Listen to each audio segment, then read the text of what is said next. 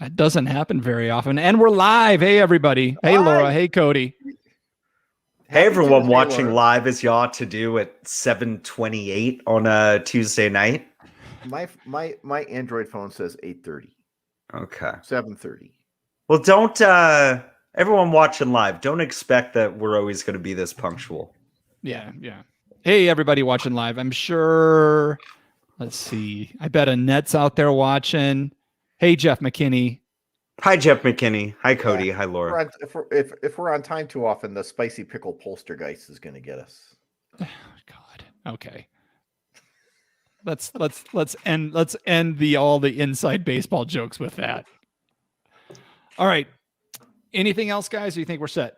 I think we're set. I think we need to talk more about like marijuana laws. I mean, we are. It is 3 states here that are legal, right? I think it's Chris is in New York. It's legal there too, right? We just got it. That was Cuomo's distraction to get everyone off his case. Oh, there you go. That's how it all works. Everyone leave me alone. Here, marijuana is legal. Absolutely. That's a smart move. Dude, Chris's microphone sounds glorious. That's all I'm going to say. I'm kind of jealous. Wow. It's nothing special. I promise. All right. Let's do this. See you on the other side. If I can get to it.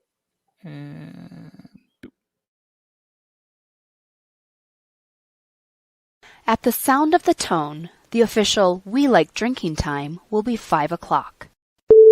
Commence consumption.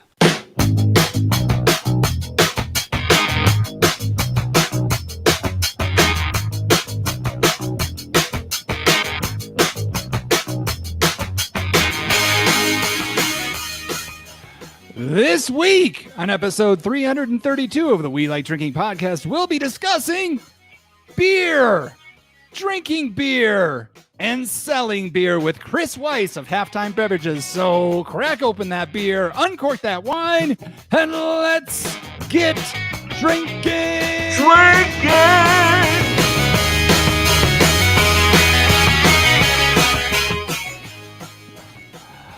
Oh, boys, ladies and gentlemen, it's going to be an all beer episode. Oh, man.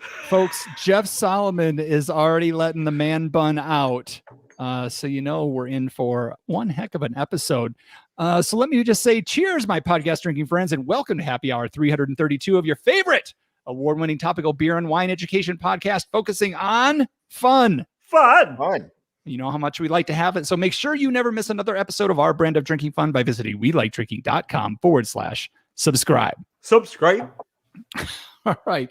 We've got some beers to crack-a-lack into. So let's find out who we're drinking with tonight and what they've got. We've got our usual panel members. We have our California Sustainable Wine Growing Ambassador and recovering wine blogger, Jeff Solomon. Hey, shalom, everyone. Our commercial brewer and snake wrangler, John Ruyak. Hey, it's tough to wrangle snakes when they're flattened like a bacon strip on the road. Be careful out there, folks. And I am your host and certified specialist of wine, Jeff Eccles. Now, our guest tonight comes to us from Halftime Beverages, which is a beer and bottle shop located in New York State that focuses on craft beer and cider. They opened their first store in 2002 and their second in 2013. RateBeer.com has rated them as the best bottle shop in New York and one of the top 3 beer shops in the world. Please help us welcome from Halftime Beverages, Chris Weiss. Welcome to the show, Chris. Yeah. Thank you so much for taking time to join us at 10:30 on a Tuesday night for you. How you doing tonight? I'm doing great. I feel, as alive as I'm going to be at 10:30. I'm just waking up. This is what time us New Yorkers really get going. This is when the party starts. I like for those of you watching the show, it looks like there's a pretty epic beer bottle display going on off Chris's back shoulder. A little bit. It's nothing to write home about. I got some home brews up there that are probably 7 years old at this point. Nice. Don't open them. They will. I'm not liable. They'll be all over the place. You can find Halftime Beverages on their website at halftimebeverage.com and check out their Instagram feed at halftimebev. Yeah. Okay. Yeah, Cody. Glad the Maple Leafs lost. Anyway. Game 7 after being up 3-1. I was just gonna say those 7-year homebrews. Like I think it's time to crack it open. As a wise man once said, when it comes to beers, quit coveting and start drinking them. I have one that I brewed for a college project when I was doing my undergrad at University of Phoenix. I brewed it in 2003. There's one bottle left. I will not open it. I am sure it's hella zesty, bro. I'm sure it would be just like it'd be like champagne in the locker room, man. It'd just be all over the place. I'm kind of surprised it hasn't blown off all by itself in the Albuquerque heat. Do you store it in your garage? It's in my dining room. Okay. All right, Chris. So again, welcome to the show. Guys, let's find out what everybody's drinking. Chris, I know you've got something up there. What's in your glass tonight? I am sipping on a little dry hopped Kolsch from one of my favorite breweries right now, Von Trapp, up in Vermont. Nice. And this is actually a collab with another Vermont brewery called Upper Pass, and also a collab apparently with the Ski Mountain Stowe. I don't know exactly how that works, but their name is on there. The Von Trapp family went to Stowe, Vermont, and they had a place there. They used to have a hotel there when they they still brew out of there. When they still stopped singing "Coming Over the Alps" in World War II, they actually a lot of people I've driven by their place a long time ago. Nice. When the singing stopped, the beer quality went downhill a little bit, but it's still quite good. So. Okay. A dry hopped Kolsch, that sounds good. Yeah. John, you guys do anything like that? We actually talked about doing a Kolsch style ale and dry hopping it with Hull Malone, which gives it kind of a strawberry watermelon type of profile. So we haven't done it yet, but could be in our future. Yes. Did he just say that hop was called Home Alone? I believe so. Hull Malone, yes. Carl Malone? No. What's that irritating little blonde kid who, just Home Alone. Yeah, Hull but Malone. there's literally like Home Alone hops. Hull Malone. HULLEMELON. Hull Malone. It's German. And it's got watermelon flavors. Go figure. I don't, how they came up with that, I don't know. Took me a couple seconds to figure out what you were talking about too. It's fucking weird. Hops names are weird, man. Oh goodness. Is that the only one you're drinking tonight? Hey, who knows where the night will go? Sounds fantastic. John. I have I got a 6-pack. Thank you very much, Chris. And I requested stouts, and I gave one each to my assistant brewers for doing a good job a couple of weeks ago, and they enjoyed those. I had one the other day, and I can't remember the name of it. Maybe it was Snowbank or something like that. It was a toasted almond vanilla porter. It was really tasty. Tonight, I've got Beer Geeks Breakfast, which is a coffee porter from Pipeworks in is it Pipeworks? McKellar, right? Yeah, McKellar. Okay. That's Does not it say Pipeworks as well? No, it's McKellar. That's right. Brewing I was San gonna Diego. say I saw like the weird like Picasso looking dude on the Oh, front. maybe That's the McKellar. Pipeworks is the milk stout I still have left in the fridge out in the Nice. in the kitchen. Have you So had a this one, chance? yeah, it's a coffee stout. So Nice. Ooh, that looks good. How is it? here's the thing. Oh. No, it's a good beer. It is very good, and you can taste the coffee. But I'm going through an unfortunate. I had COVID. If Chris doesn't know that, and for the last 6 months, I've not been able to taste or smell anything sulfur-ish, which is good for me because I fart a lot. But but I haven't been able to taste any. But my sulfur receptors are coming back, and now that's all I taste. So it's kind of irritating. So there's two things I'm tasting right now. Yeast, because I'm doing a lot of tasting of unfinished beers in the bigger brewery, and lager yeasts retain a fair amount of sulfur, and so the beer tastes good, but everything tastes like sulfur and yeast right now. But my your salad, taste is my salad with Caesar dressing on it tasted like sulfur and yeast. The French fries I got at Wendy's tasted like sulfur and yeast. It's very irritating. That would be very It's irritating. irritating. Yeah. Stubbs watching live. P.S. He says Von Trapp is a great place to visit. But Finnish beers are fine. But anyway. Oh boy. Ooh, the coffee nose. I get it now. It's good. Very good. Nice. Solomon. Recently I could only taste farts too. No, so I actually I got and Chris, thank you to you and a halftime for sending out. Like, I got a mixed sixer. It was the juice box sixer that I got. Right now, I was starting pre-gaming with the Mast Landing Brewing Company out of where are they? I believe Portland, Maine. Or Yeah, that seems right. Yeah. So, Mast Landing, this is their Louder Now double dry hopped India Pale Ale. I chose this one because I know John got like a new preamp, and so he was getting all fired up, and so I saw these amplifiers and I got that. Just a nice, juicy, hazy. Could be mistaken for a on looks, could be mistaken for a mimosa, but this is a delicious IPA. And then for later on, I did get, here's this like Pink Boots collaboration. Oh, nice. With all like beautiful, powerful women on the front.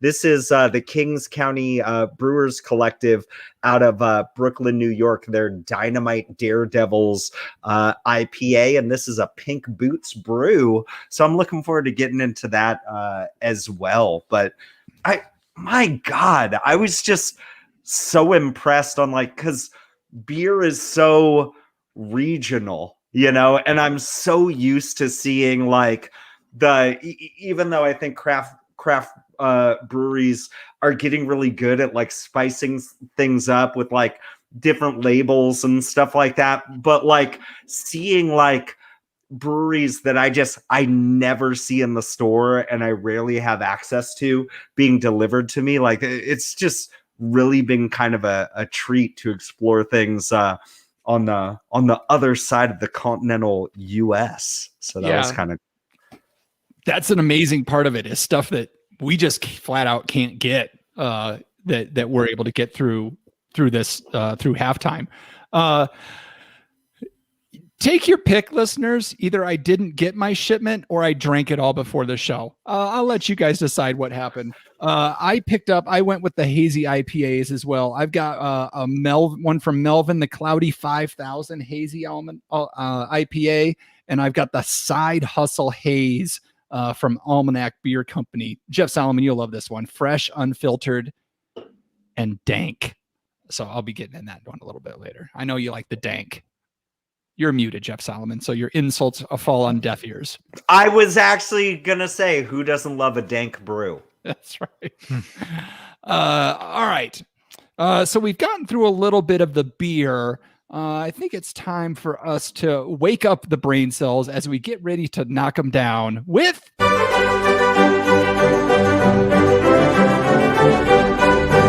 wine, beer, spirit, or pop culture reference. This is where I am going to give the crew, as well as those of y'all watching live, as you ought to do, every Tuesday night around 7:30-ish Pacific at welikedrinking.com/show. Or, if you're subscribing and you ding that notification bell on YouTube, we'll probably jump right into your feed when we go live.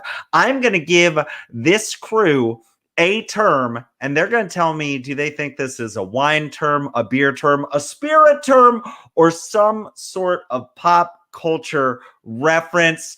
And all y'all watching live, throwing those in the comments. I swear our contestants live on the show aren't going to look at those right now. The term this week is Dusties.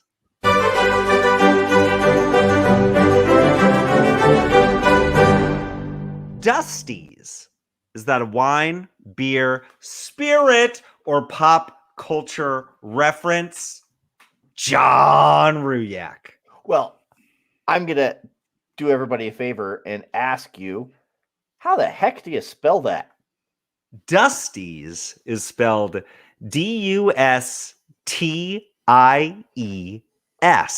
and the D is capitalized when that word is put at the beginning of a sentence. Okay. So it isn't a Y apostrophe S, so it's not a place, so it couldn't be particularly a pop culture reference. Dusty's. I'm gonna say this is a. I'm gonna say this is a kind of a pop culture reference wine term for wine bottles that are stored way back in the corner someplace, and they've been there for decades. Wow. Okay. John Ruyak says that this is a well, you started to say pop culture, but then you said it was a wine. It's a wine. It's a wine term. It's a wine that's tucked away in the back and just kind of forgot. Those are the Dusty's, right? Yeah. Chris, what do you think Yeah, Dusty's is in reference to? I'm feeling pretty confident on this one. This is a beer slang term for sure, and maybe it applies in the same way that John was talking about with wine. But I've got some Dusties in my linen closet right now that are just aging to perfection as I intended them to 8 years ago when I put them there and subsequently forgot about them. But they're Dusties. I mean, that's just what it's called. It's beer lingo. I don't know if this is the answer you were looking for, but this is what a lot of beer nerds out there refer to their collection, as it were, of beers. Okay, so Chris, throwing the entire beer geek community under the bus, says that this is a beer term. Jeff Eccles, Dusty's. John went Dusty's with the wine, collecting dust. Chris is gone with the beer side, collecting dust. I guess I'll have to go pop culture reference then, just to complete the trifecta. And what can this be? This is going to be a negative term for an actor or actress that's kind of been around the block too long. They've kind of outrun they can't play the young people anymore. So they call them Dusties. Oh, okay. Like Sylvester Stallone. It'd be crazy for him to be wet. Sylvester Stallone is definitely a Dusty. He's a Dusty. Okay. So this is so fun because Eccles, to cover his bases, says that this is a pop culture reference. It's like John betting a Ruyak, dollar on The Price is Right. It is kind of like betting a dollar. It's a little bit like that. John Ruyak says it's a wine term. Chris is saying that this is a beer term. 100%. If I was a betting guy, I'd be putting my money on Chris. and yet, according to Aaron Goldfarb's 2015 article entitled Bar Slang 101, as published on First We Feast, behind the bar, an odd bottle of liqueur that is never ordered or used in any drinks ever, also known as a turd, is referred to as a Dusty. It's a spirit term! Woo!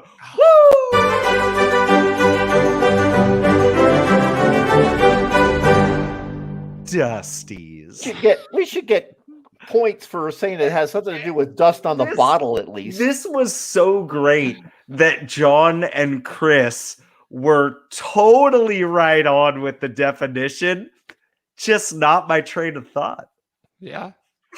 Oh, so you changed the rules as you went along. No. I'm telling you, this was intended to be a spirit term the whole time. Yeah. I think the top two on the screen right now. I do think they get points. That's really cute. Jeff Eccles with all the clout of a Monday morning sports talk radio caller.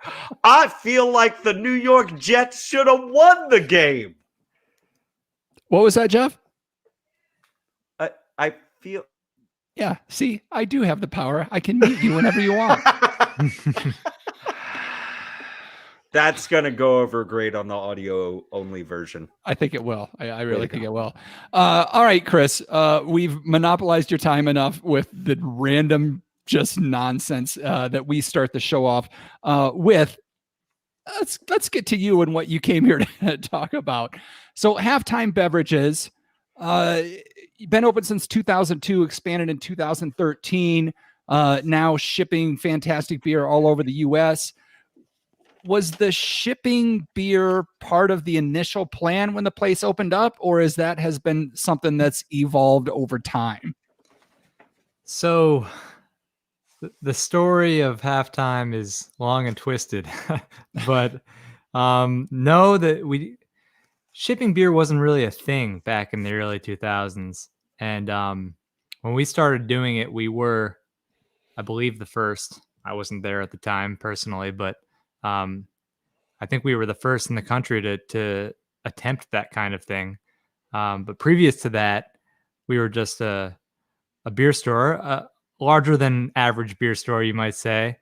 And the way that we became larger than average is kind of interesting, in that the owner and founder of the company, Alan Daniels, wanted to get his hands on all these beers for the store that he knew about and had tasted. Maybe, friends told him about it and in his travels, but you just couldn't get them back in 2002. They weren't in distribution.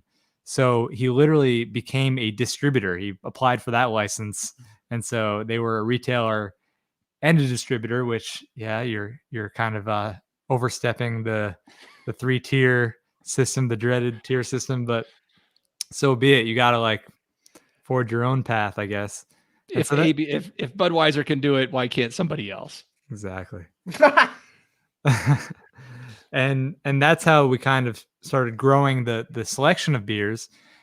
And then the next logical step was, okay, well, we have all this, and we've made all this great beer and this vast selection available to our local audience. In at the time, there was only the one store in the Hudson Valley, but there's people out in California, you guys, and Washington State, and the middle of the country that will never get a chance to try any of these beers. So how can we help out those people? And of course, there's an audience for that. Everyone's always trying to get their hands on beers that's not available in their local market. So they started shipping beers, and that was really successful. I mean, pretty much had a monopoly on it. There's no one else doing it at the time, like I said. A lot of things happened in between then and now. The shipping ecosystem became a lot more convoluted legally and otherwise. And there were ups and downs. And what ended up happening is basically that it went dormant for a couple of years, and we took the opportunity to relaunch our web store bigger and better than ever before about a year and a half ago. And we've been doing that ever since. Awesome. So I'm curious. You guys were probably one of the first one. I mean, wine shipment was going on well before that, and beer, it was never able to do it. Can you, at a high level, because I'm sure we could spend the next 2 hours going down this rabbit hole, but how has it been navigating the nightmare that is shipping alcohol in the U.S.? First of all, how infuriating is it that the wine folks get to do pretty much whatever they want? I read, I don't know if you guys, not to go off on a tangent, but there's a great Garrett Oliver book called, I believe, The Brewmaster's Table. And the first chapter, he talks about the way that wine came to be considered the superior alcohol beverage. And basically it comes down to the fact that France conquered England at one point in history, and all the rich noblemen were drinking wine, and all the people who were the conquered people were the Englishmen drinking beer. So fast forward to 2020, and you can ship wine UPS anywhere, and us beer folks have to come up with our own shipping network, essentially. I think that's because it's the wineries that are doing the shipping, And so they're able to skip that, they're just able to kind of break that three tier system. And, craft beer, it lagged behind the winemakers in when it came about. And it wouldn't make sense for a craft brewer to be able to ship nationally. They just don't have produce enough product, right? So you guys are forging through that nightmare to allow a retailer to be able to ship, right? Yeah, I think that's it, to some degree, for sure. I think breweries would love to be able to ship to more states themselves too, but there's a lot of legal barriers in their way.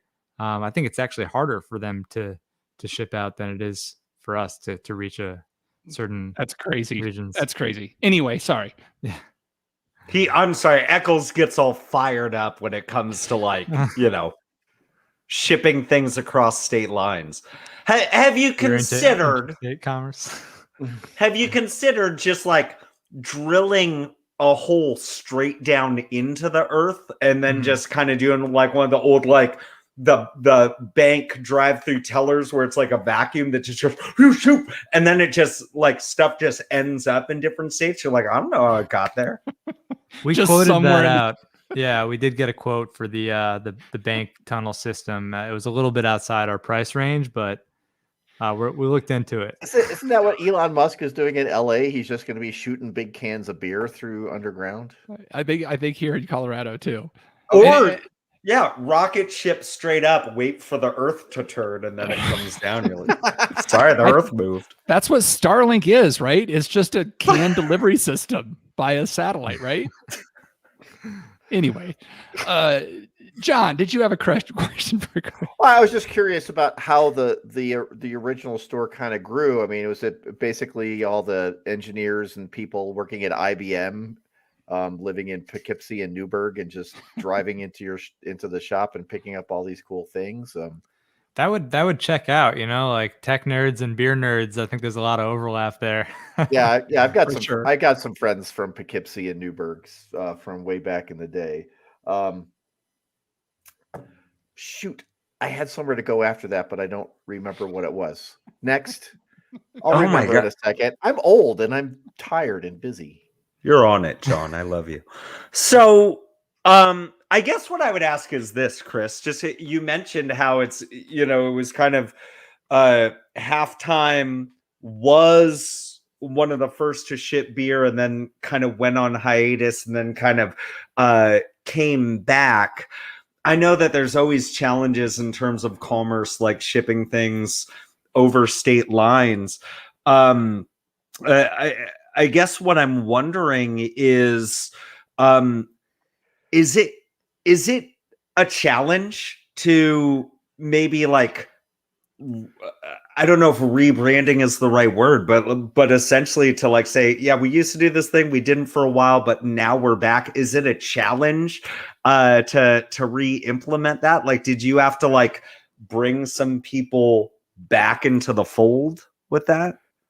I think the expectation was that we were just going to turn it on again, and the entire customer base would be exactly where we left them, just waiting. Oh, you're back! Great. I'll just here's my money. Confirm on my order, and we'll be back in business as if nothing had changed. Take my money. Take my money. That was the hope. But in fact, yeah, like you suggest, it was pretty much starting from scratch in terms of building a brand around this new business venture and getting the word out to the world that has changed so much in every year in beer. Is like reinvents the entire industry over again. So yeah, it's definitely been a fun challenge to get the word out about this whole thing that we're doing. But I think the emphasis is on fun, Hey, we like to have that. Beer's supposed to be fun. I totally get that. And that's got to be so. How could anybody, especially having such a wide selection of product to choose from, how could you not have fun and not be excited? Just with what you get to work with every single day. I'm wondering, with you mentioned like the changing landscape of beers and breweries. Are you getting people making like kind of odd requests? I guess maybe they're not even odd, but are there certain trends in beer where you're like, God, okay, now we're really gonna have to put together like a fresh smoothie IPA pack because the people demand it? Like, are things like that happening? And are there requests that people have made? You're like, we're not doing this. We are not doing cake batter IPAs. I hear what you're saying, and there's a lot of push and pull in beer these days over stuff like that. But my instinct and our instinct has been to embrace it. We love all these wacky tangents that beer gets into. Don't get me wrong. I'm sitting here drinking a dry hopped Kolsch. I love the classics, and that's probably where I reach for my after work beverage. But I also like trying all the new wacky things that people are doing. And yeah, we have to keep up with the times. And one of the things that I'm proudest of right now, you guys were talking about the variety boxes that we shipped out to you. But we have among the different options there on our website, there's stuff like a pastry stout box. You guys are probably familiar with pastry stouts. Over the last couple of years, that's become just an accepted term to refer to stouts that essentially are basically like dessert in a bottle. You have all these adjuncts like peanut butter and chocolate and cinnamon and sometimes literal donuts and ice cream.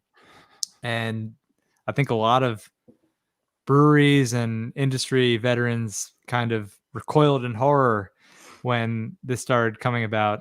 John, I see you nodding there. John's face right now. I don't know if you remember, but we played hockey with a guy, and do you remember George? Yes, I do. And he brought me a can of maple bacon donut beer one time. That sounds amazing.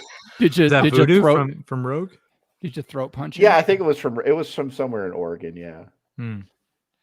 So Chris, since you brought up the variety pack and the gift pack, which I think is a great option that you guys have on your website at halftimebeverage.com. Check it out.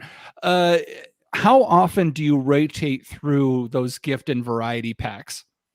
So basically, when somebody orders a variety pack from us, those beers in the pack are not set in advance. It's always going to be based on what the coolest and freshest options we have in the store are.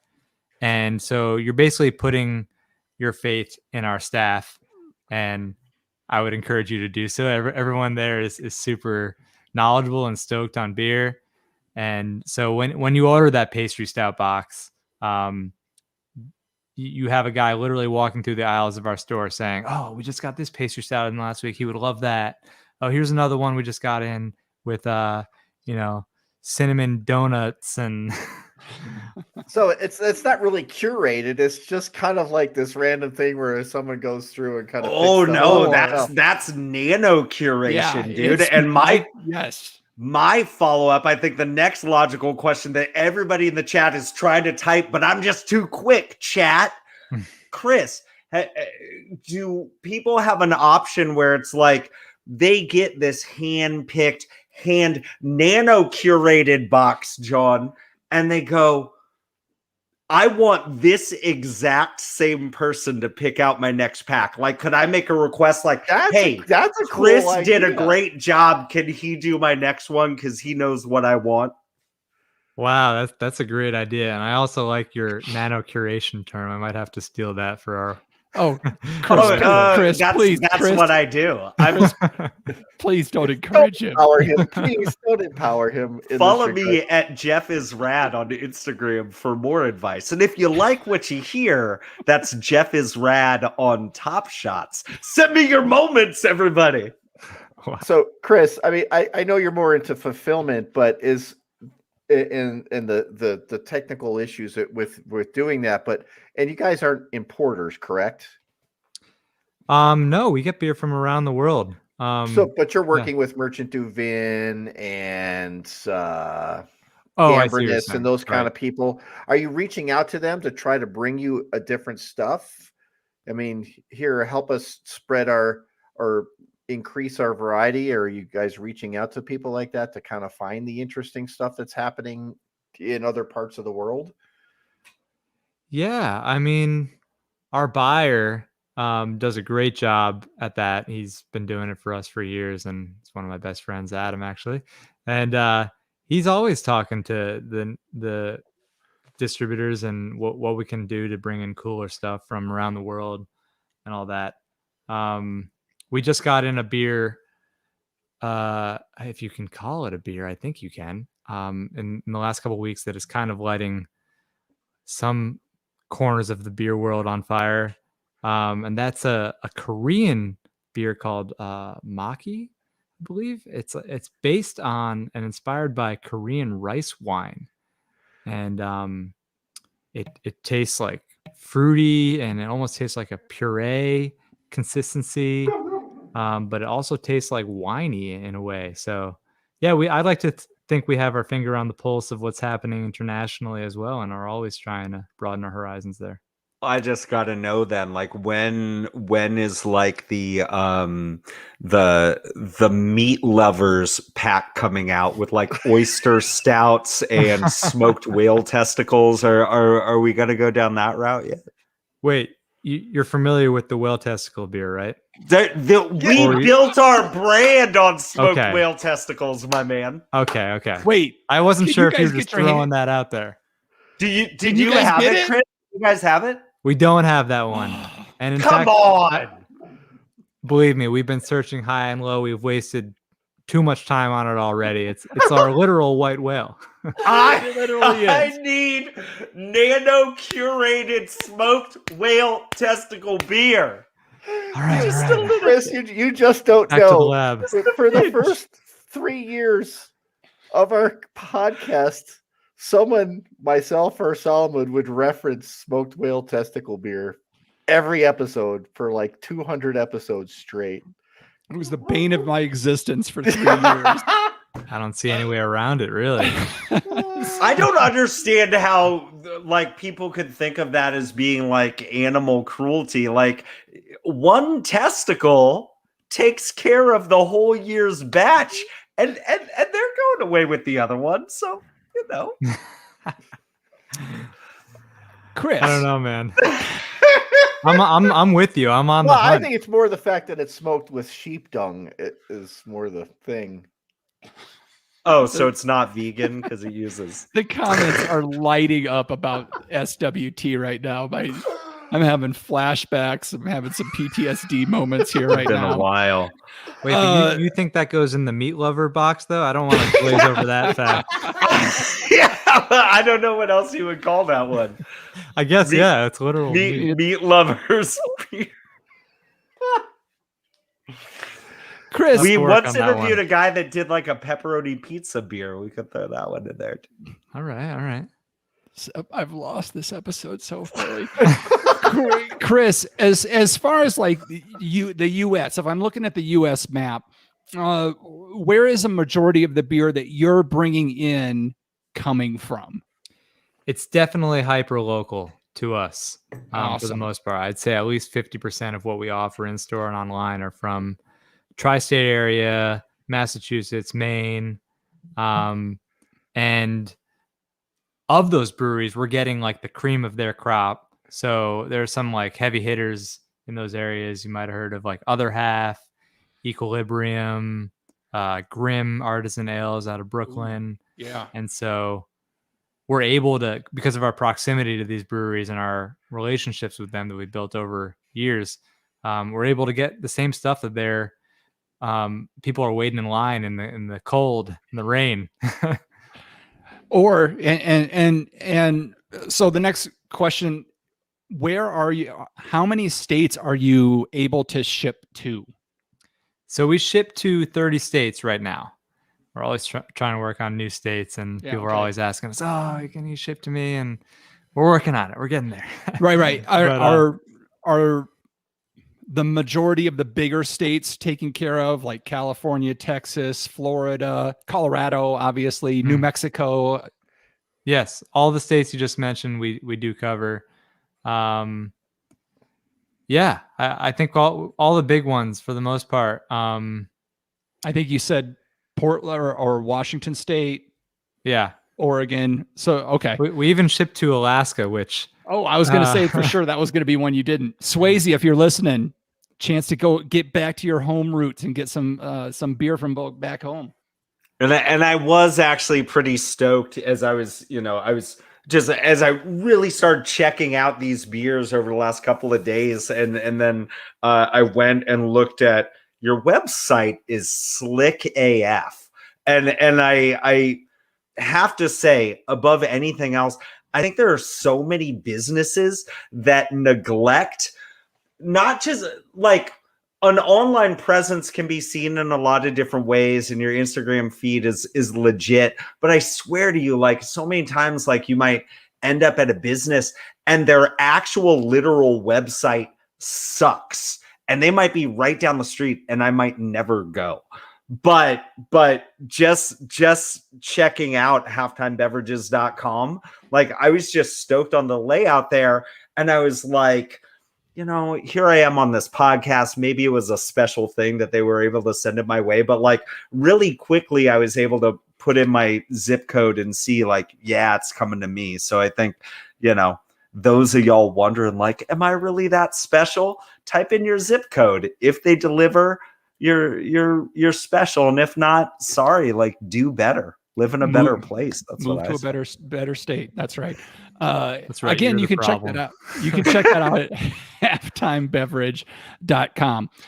So I do want to get back to the actual store, because this is a unique store in and of itself, in that you sell no wine, you sell no spirits. It's strictly a beer and cider shop. Why was that decision made? And obviously it was a great decision, but do you know why that was the why they left with that idea? Oh, no. We'd love to sell wine and spirits, but in New York State, you can't do it under the same roof. It has to be beer and cider only. So that is not our decision. And believe me, I'd love to be able to offer meads in particular. Which is you there's a can't? lot of no. You know what, we were able to for a while, and then New York made the decision that meads actually counted as wine. Yeah, it's legally wine here in New Mexico too. Isn't that crazy? Like just we were talking to our buddy Billy Belts, who makes mead in San Diego, and I think he was saying for him in California, based on the strength of his mead, I think he has the option of it being classified as wine or beer, and like whether or not he's allowed to have bubbles in it, like is a whole nother like ball game. Yeah. Like we sell session meads, which sounds like a what's the word? sounds like a cannabis infused weed. That's what it sounds like. Sounds like an oxymoron is what I was going to say. 'Cause everyone knows meads as being like these 18%, like, or 14, pretty much the same as wine, like heavy hitting. That is a session mead for John. John Bruyak has been known to the pound meads we're session making wines. are by the way. 9%. Oh, And just let a me light tell 9%er. Mead is it gets you fucked up pretty quick. It does. Content. You know what's not fucked up? This like beautiful head and this beautiful pour on this Dynamite Daredevils IPA from Kings County Brewers Collective out of Brooklyn, New York. This is their Pink Boots brew. This is fucking legitimate. Jeff Solomon is the biggest hazy eye backer you've ever met. So, Chris, if you ever want to ship out some hazies, Jeff Solomon is your bit.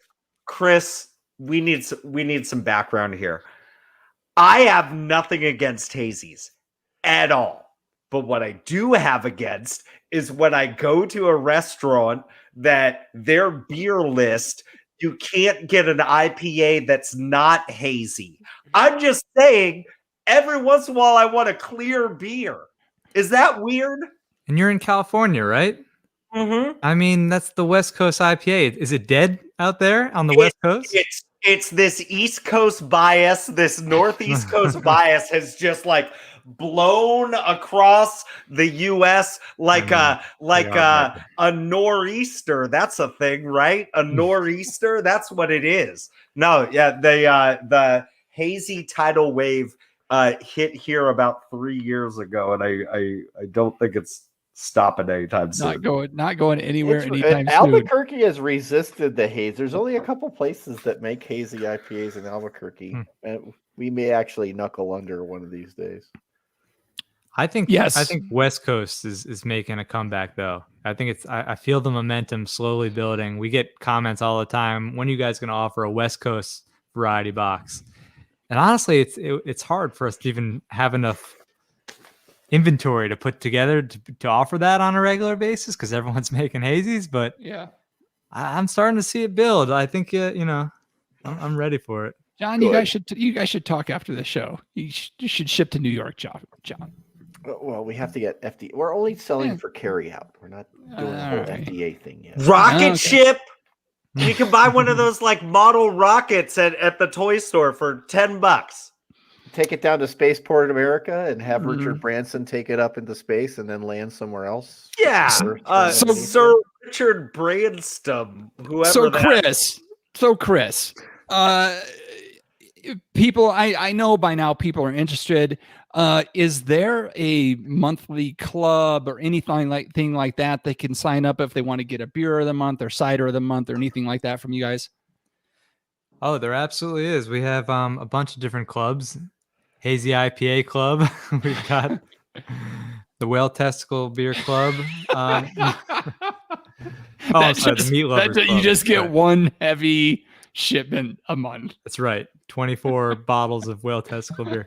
They just roll it. You save on shipping because you just roll it. They're round. Nice.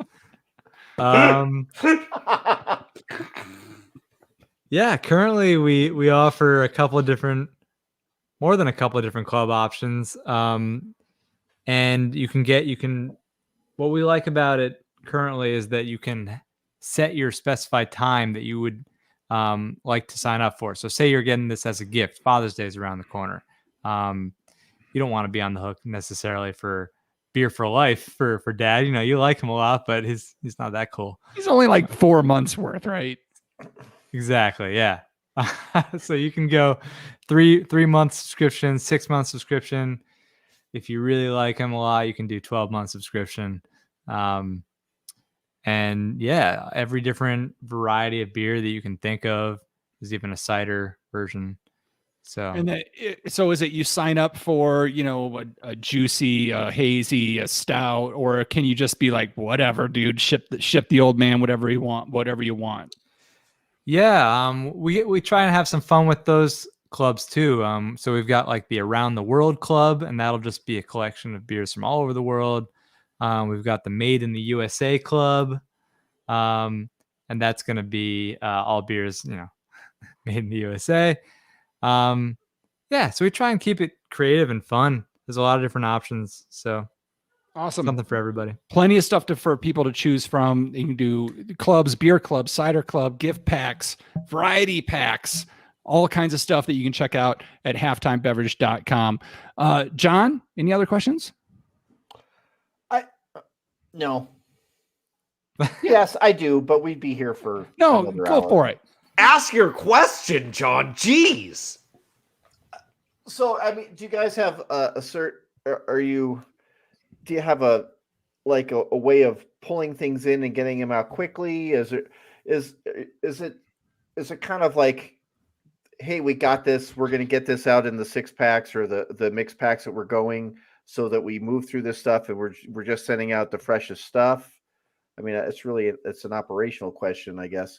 Yeah. But, so as a brewer, I sense a tinge of anxiety about shelf life. Yeah, exactly. is your warehouse refrigerated, or do people wearing mittens when they go in and pick these things off the shelves and stuff? The whole place is an igloo. You have to no, but we do have what I think might be the largest cooler system in the country. I mean, I've never seen one bigger, but there's rows and rows of coolers. So we try and keep as much of it in the coolers as possible. And the stuff that we can't even fit in the coolers, there's so much turnover in the store just from in-person traffic combined with the website. And most of the good stuff that we get, we're only getting a case or two of it anyway. It's in and out in like a day or two. Oh yeah. I mean, that's cool. That's cool because it's like it's the randomness, I guess, of what people are gonna be getting. All the beers that we sent you guys that are in your variety packs, that was one of 24 cans that we got for the most part. Wow. Yeah. Okay. And question answered. Yeah. Wow, that's cool. Sometimes, we'd like to have more than 24 cans, but at the same time, it's cool, a brewery like KCBC, Jeff, that you were just drinking. They make so many great beers, and they send us all of them. So it's cool to have the variety. We have like 10 different KCBC beers at one time on our shelf, and all with those amazing labels. They're like one of my favorite breweries just for the artwork. So that is cool. I wonder, like, do some people like request, like, I don't necessarily care so much how the beer tastes, but can you just give me some really cool labels for my collection? Like, is that, do you like when people make requests online, like, do they come down the pipe towards you, Chris? Like, do you see stuff like that? I try and stay out of the customer service arena, but sometimes, I'll pick up the phone and talk to some crazy guy who wants, I'm going to order the variety pack, but give me 8 of this one beer, and the remaining 4 you can go to town. Like, oh, okay, not really a variety pack at that point, but you do you. I think the vision of what the site is for Chris and the vision of what the site is for Solomon are very different. Like Solomon just has this like idea that he could send them a paragraph and they're going to go out and pick out the beers based on his comment section. I've written a sonnet, and I would like you to find beers to pair with it. If people order in haiku, do they get an extra beer or anything like that? It's actually free if you order in haiku. Okay. You get that on the DL, but it evens out. You get a 7-pack. Then a 5-pack. That's right. We should have gone to Chris when we had our Mexican craft lager episode. We should have gone to Chris when we did our Japanese craft beer episode. We have a whole Mexican aisle in the store called South of the Border. God. All right, Chris, we're gonna have to talk after the show about how we can become a sponsor, how we can make something work here for all our future beer episodes. I think. Not to mention the fact that we do those beers, and we do those beers once every 2 months. So if we had plenty of lead time, we could get some fancy schmancy stuff. And not to mention, all our listeners could join in with us. Yeah, and if our listeners want to help us build like a dope collection of beers for a special like Meat Lovers episode, you can donate at welikedrinking.com/pledge for as little as $1 a month. Chris, is there anything in... We warned you before the show. It is a meandering, nonsensical interview section. Is there anything that we didn't touch on that you think you should get across, or have we covered all the bases and 37 more things? Yeah, we've covered a lot, huh? I think we're just trying to get the word out there that, we may be known as this big store in New York, but it still very much is just a family business, and guys like me there who are super enthusiastic about beer, putting together every single package by hand. And I think sometimes that gets lost in the mix. Jeff, you talk about our website. I'm glad you enjoyed it and thought it was cool and all that.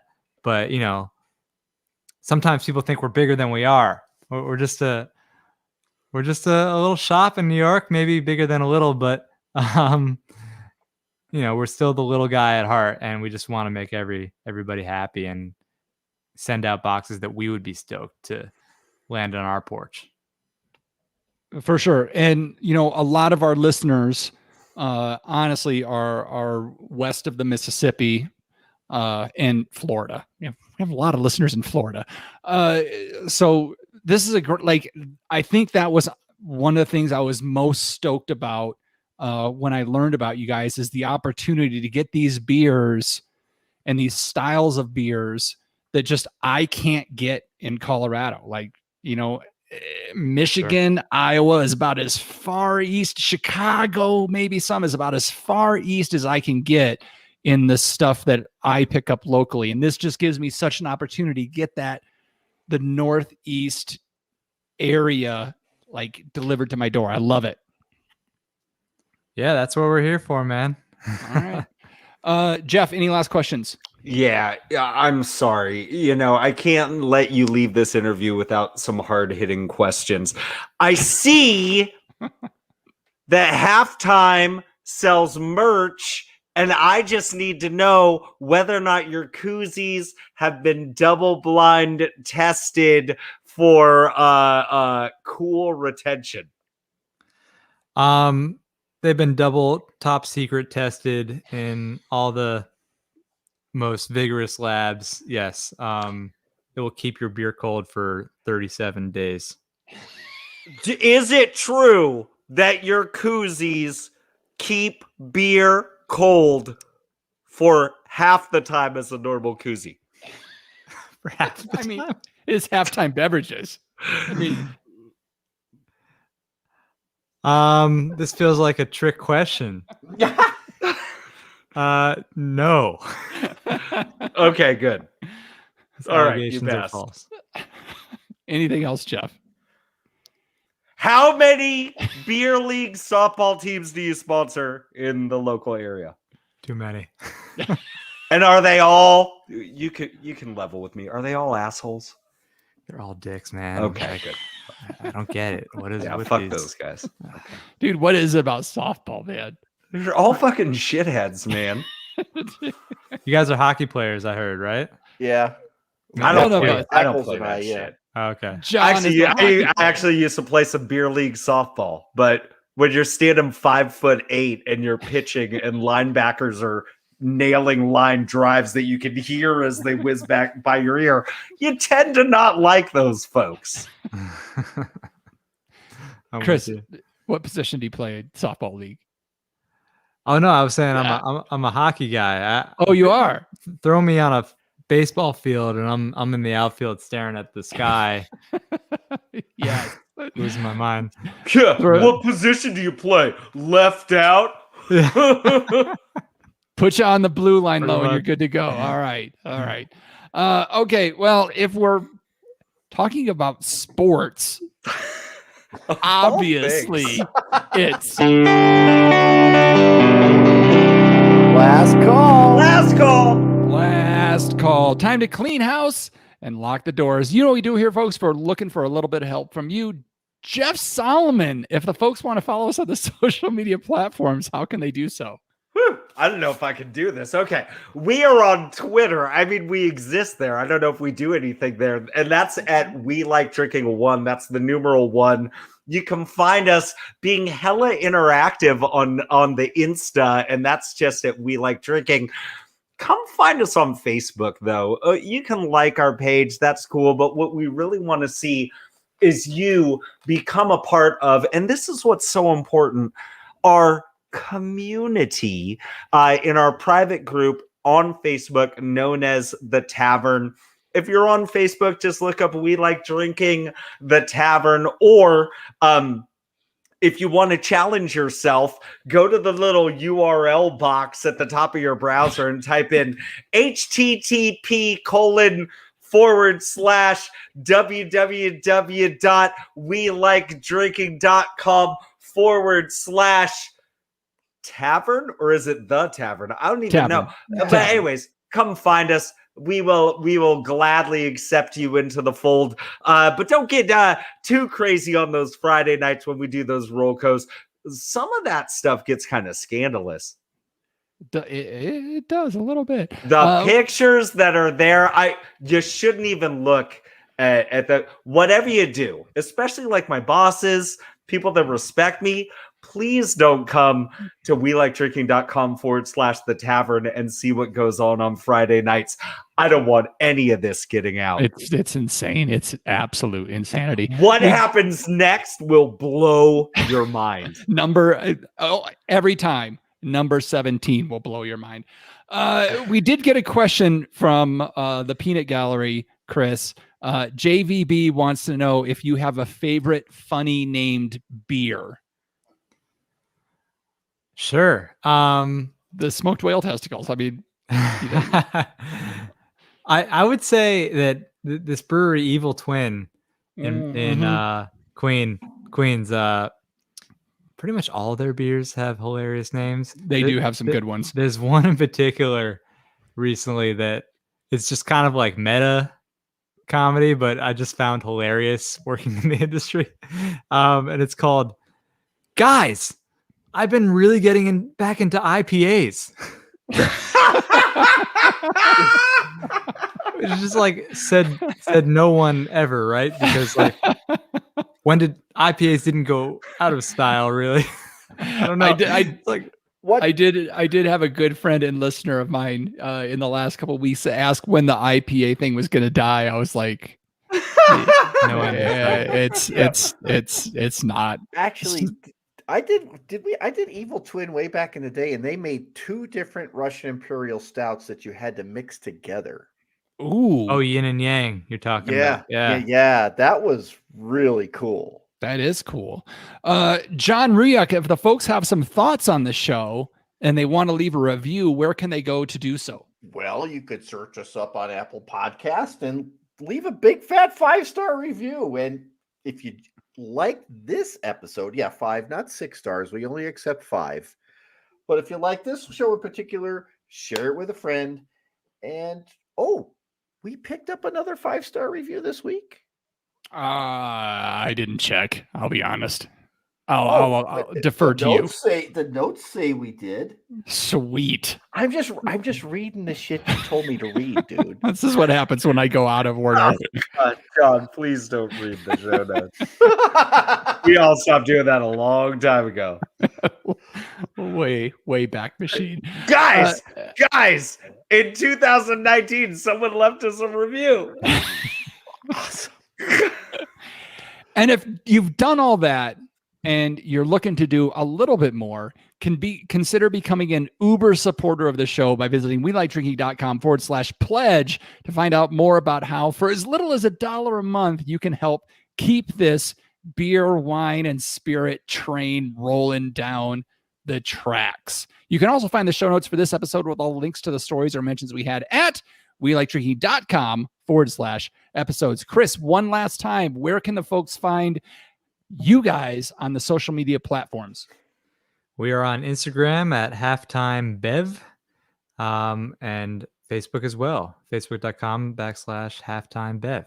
Is Instagram probably the best place for them to go? Instagram is definitely the best place because we tend to be very visually minded here. We have a lot of fun with the images there. They're colorful, they're splashy.